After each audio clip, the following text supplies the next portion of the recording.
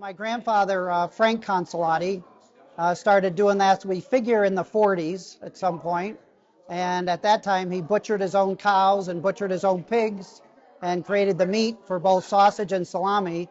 But I'm 58, and ever since I can ever remember, there would always be a day right around Thanksgiving where we would make salami and sausage in his root cellar down at his farm.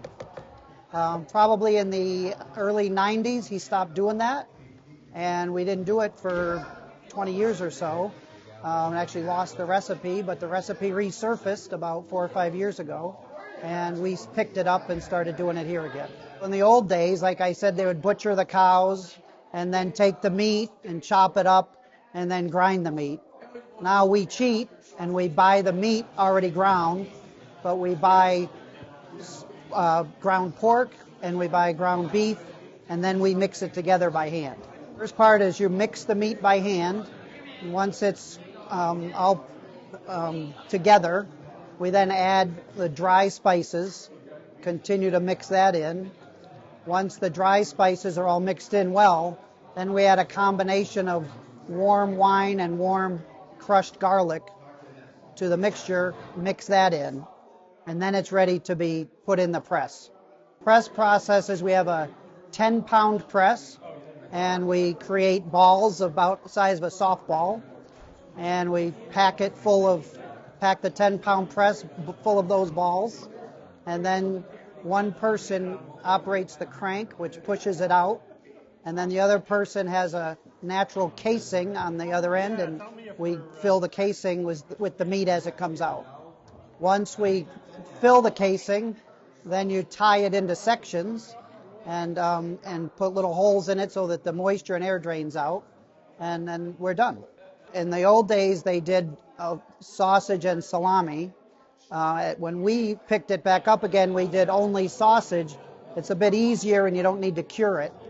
But last year we tried to add in the salami. It didn't work out so well, so we educated ourselves, made some adjustments, and this year we did 20 pounds of salami. That, once it's done, has to be cured for 1 to 2 months until that's ready to eat.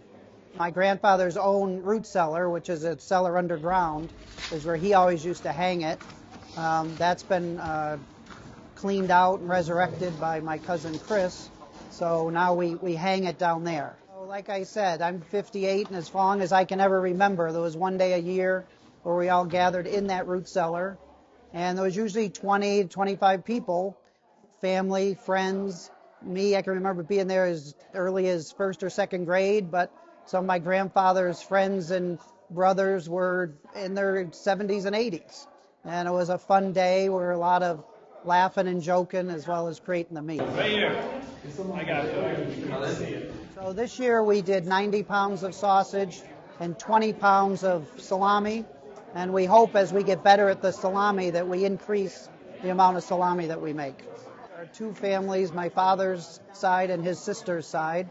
And again, my father's the oldest one, who's in his 80s, and the youngest one here is probably David, who's a freshman in high school. And so it's a nice group of people, and we all get together and remember how to make the sausage. I always say we do several things each time. We make good food, we remember the past, we learn how to make it and adjust things to make it better, and we have fun. Those are the 4 goals every time we do it. You gotta test the product. And then when you're halfway done, you take some of the sausage and you put it on the grill, and you get to taste the fresh sausage for lunch that day.